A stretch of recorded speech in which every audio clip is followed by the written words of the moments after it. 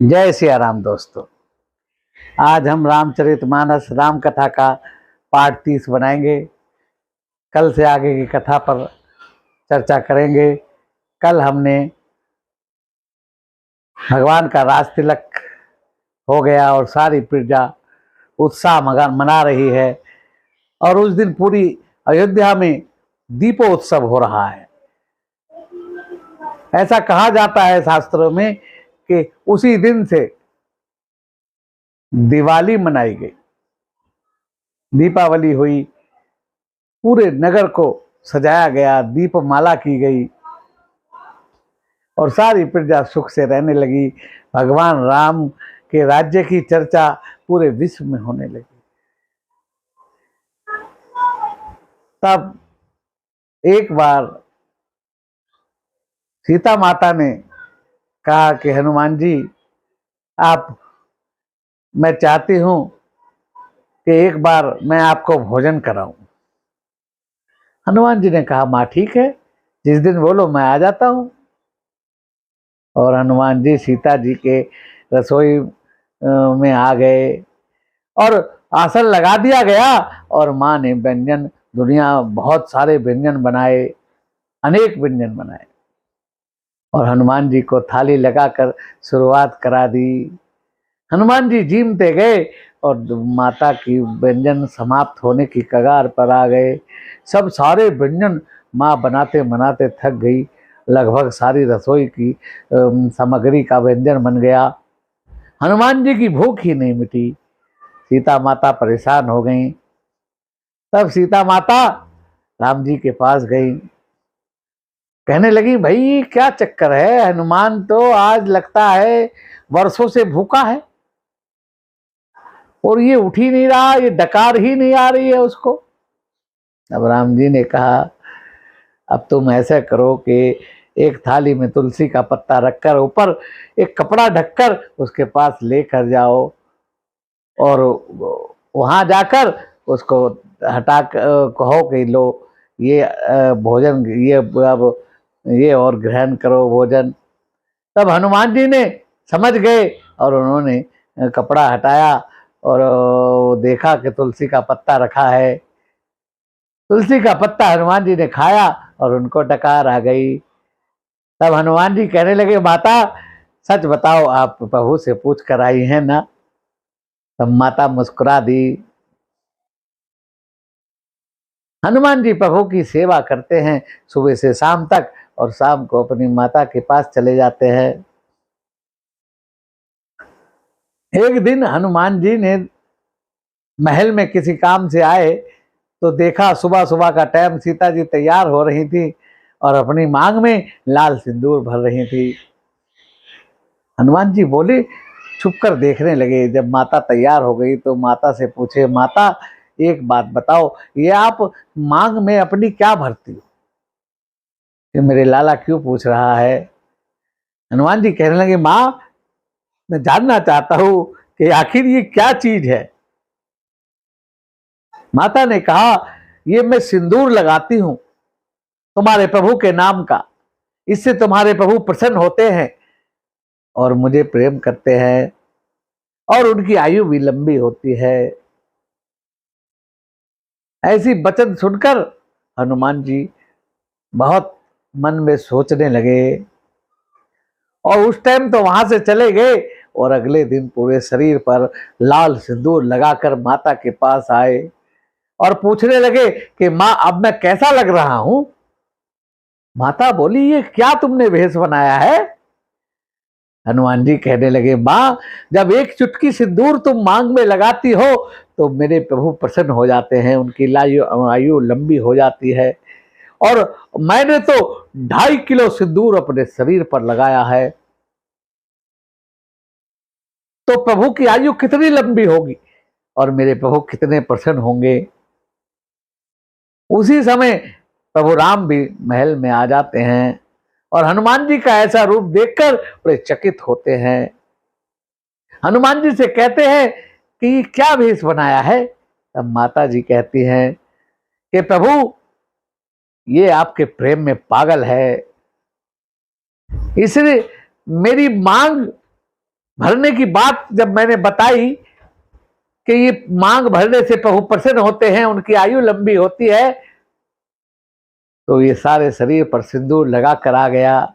अब ये कहता है कि अब तो माता मैंने 2.5 किलो सिंदूर अपने शरीर पर लगाया है, इससे मेरे प्रभु की कितनी आयु बढ़ेगी और मेरे प्रभु आपसे ज्यादा मुझे प्रेम करेंगे।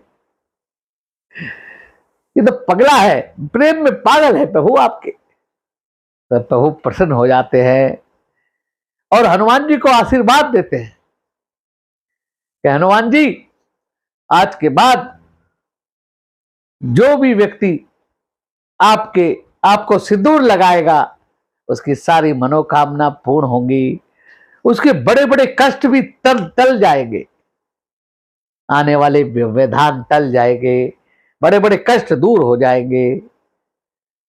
ये बड़ा अचूक उपाय है। जिसका कोई काम अटका हो, यदि वो मंगल या शनिवार को हनुमान जी को सिंदूरी चोला चढ़ा दे, बाबा को भोग लगाकर बांट दे, तो उसके सारे काम बन जाते हैं, बिगड़े काम भी बन जाते हैं। ये राम जी का हनुमान जी को आशीर्वाद है, माता जी का भी आशीर्वाद है। हनुमान जी की बहुत लीलाएं हैं।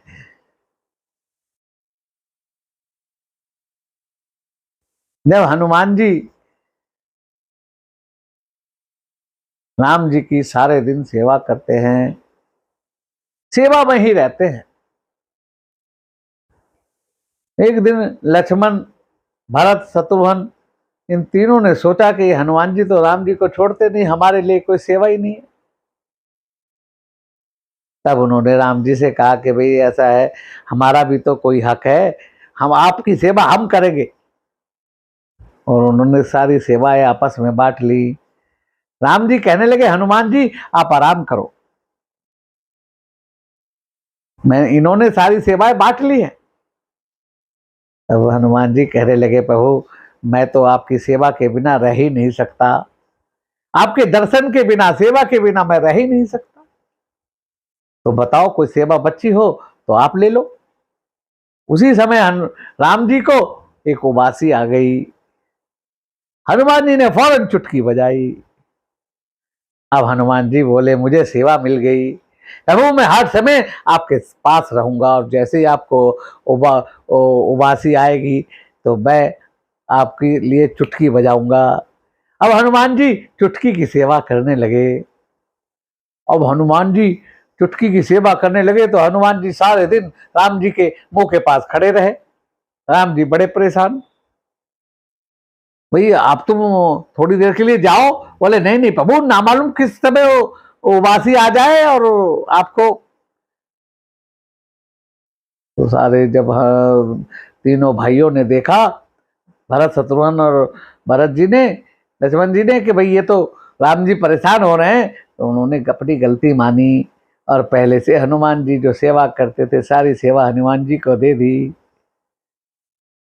हनुमान जी राम जी के बहुत प्रिय है। राम जी हनुमान जी को अपने भाई की तरह प्रेम करते हैं। हनुमान जी तो राम जी को अपने पिता जैसे मानते हैं। राम जी हनुमान जी से बहुत लाड लड़ाते हैं। एक बार राम जी दरबार में बैठे थे, तब नारद जी ने सोचा कि अभी तो प्रभु जी राम जी धरती पर हैं और उनके द्वारा सारे कार्य हो रहे हैं, लेकिन बाद में भगवान के नाम से सारे काम हो, इसलिए मैं भगवान के नाम का यश कराना चाहता हूं कि राम से बड़ा राम का नाम। तो सभा बैठी थी, सभा में बहुत सारे राजा आए और विश्वामित्र जी भी बैठे थे और भी सारे ऋषि बैठे थे। तब नारद जी द्वार के पास खड़े हो गए। तब एक राजा आया, उसको रोक लिया नारद जी ने और कहा कि देखो सबको प्रणाम करना, बस इन्हें विश्वामित्र जी को प्रणाम मत करना। मैंने कहा क्यों? कि अभी नहीं, बाद में बताऊंगा। उस राजा ने ऐसा ही किया। अब जब राजा ने विश्वामित्र जी को प्रणाम नहीं किया और बाकी सबको प्रणाम किया तो विश्वामित्र जी नाराज हो गए। राम जी से कहने लगे कि तुम्हारी सभा के अंदर मेरा अपमान हुआ है और ये जो फला जगह का राजा है इसने मुझे नमस्कार प्रणाम नहीं किया। राम जी बोलो इसको दंड दो। विश्वामित्र जी ने कहा, राम जी ने कहा बोलिए गुरु जी क्या दंड दिया जाए? कि इसको मृत्यु दंड दो। ठीक है, मैं कल इसको मृत्यु दंड दूंगा। और अब वो राजा वहां से भागा। वहां निकला तो नारद जी मिल गए कि नारद जी आपने तो मुझे मरवा दिया, अब राम जी ने कह दिया कि कल मैं मारूंगा। हनुमान जी नारद जी ने कहा तो घबरा मत, मैं तुझे मरने नहीं दूंगा। तू ऐसा कर कि यहाँ पास ही पर्वत पर अंजनी माता रहती है, उनके पास जा और उनसे पैर पकड़ ले और एक वचन लेना कि आप मुझे बचाओगी। अब अंजनी माता के पास चला गया, दरवाजा खुला और रोने लगा, पैर पकड़ लिए। माँ बोली, अंजनी माँ बोली बेटा क्या बात है? कि मुझे किसी ने मारने की प्रतिज्ञा की है, अब आप ही मुझे जीवन दान दे सकती हैं। माता ने सोचा ठीक है कोई बात नहीं, बैठ जा, मेरा बेटा हनुमान आता होगा शाम को तो मैं उससे कह दूंगी, वो तेरी रक्षा करेगा। अब जैसे ही हनुमान जी आए, माता ने कहा बेटा, मैं कहा माता प्रणाम। के बेटा प्रणाम तो बात को, पहले एक वचन दे, तुझे किसी की रक्षा करनी है, वचन दे पहले। मैं कहा माँ क्या चिंता करते हो, मैंने वचन दिया, जिसको भी बोलोगी मैं उसकी रक्षा करूंगा। अब जब माँ ने कहा देख ये राजा बैठा है, इसको बचाना है। उसने पूछा कि भाई किसने प्रतिज्ञा की है? उसने कहा भगवान राम ने प्रतिज्ञा की है, कल मुझे वो भाई तूने मरवा दिया मुझे, मैं तो मेरे गुरु हैं, वो तो मेरे इष्ट है, वो तो मेरे स्वामी हैं। अब हनुमान जी विचार करने लगे क्या करूं। अगले दिन सुबह हनुमान जी दरबार पहुंचे, राम जी से कहने लगे प्रभु आज एक दिन की छुट्टी चाहिए। राम जी ने कहा ठीक है कोई बात नहीं, छुट्टी ले लो। तुमने वैसे भी जब से हम अयोध्या वापस आए आप एक दिन की भी छुट्टी नहीं ली। हनुमान जी चले गए प्रणाम करके और राजा को कहा कि चल सरयू के जल के अंदर खड़ा हो जा। और हनुमान जी किनारे में उसको खड़ा करके और कहा कि राम राम जप, जय श्री राम जपता रहे। और जल में खड़ा कर दिया। राम जी घोड़ा लेकर आए, तीर कमान लेकर आए। उन्होंने देखा ये तो राम राम जप रहा है। हनुमान जी ने कहा कोई बात नहीं, मैं शक्तिमान लेकर आता हूं। अब हनुमान जी ने उसको कहा कि अब तो सीताराम जप। राम जी दूसरा बाण जब लेकर आए तो सीताराम जपने लगा कि तो सीता का भी भगत बन गया। अब जब राम जी ने कहा ठीक है मैं अब इससे बड़ा बाण लेकर आता हूं, तीसरा बाण जब लेकर आए तो मैं कहा अब तू बोल जय हनुमान। अब राम जी सोचने लगे तो हनुमान जी का भगत बन गया।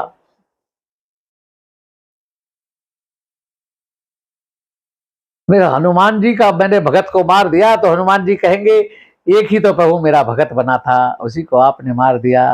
राम जी बड़ा विचार करने लगे। उधर विश्वामित्र जी आ गए और वो कहने लगे प्रभु मारो इसको। अब भगवान तीर चलाने लगे। अब हनुमान जी निकल कर आ गए और राजा को अपने पीछे कर लिया। इधर भगवान तीर चलाते थे, हनुमान जी के पास जाकर तीर वापस लौट आते थे। जब युद्ध चलने लगा तो हनुमान जी ने भी अपना पंचमुखी रूप प्रकट कर लिया।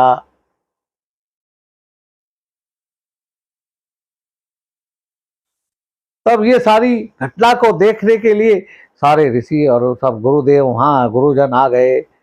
ऋषि वशिष्ठ ने गुरु वशिष्ठ ने विश्वामित्र जी को समझाया कि देखो राम का नाम बड़ा है, ये सिद्ध करने के लिए ये घटना घटी है। अब आप चाहते हो कि हनुमान जी राम जी के प्रिय है और उनके ऊपर कोई घात हो। तब विश्वामित्र जी ने राम जी को कहा कि प्रभु मैं अपना वचन वापस लेता हूं, आप इसको जीवन दान दे दो। और राजा को जीवन दान दे दिया। भगवान राम ने अपना धनुष रख लिया। तो भगवान राम ने कहा कि मेरे नाम, और नारद जी ने कहा कि राम जी आपका नाम आपके आपसे भी बड़ा है। जो आपका नाम जपेगा उसको कोई नहीं मार सकता, उसका हमेशा भला होगा, उसके सब काम बनेंगे। मैंने तो नाम की ताकत प्रकट करने के लिए ये सारा खेला रचा था।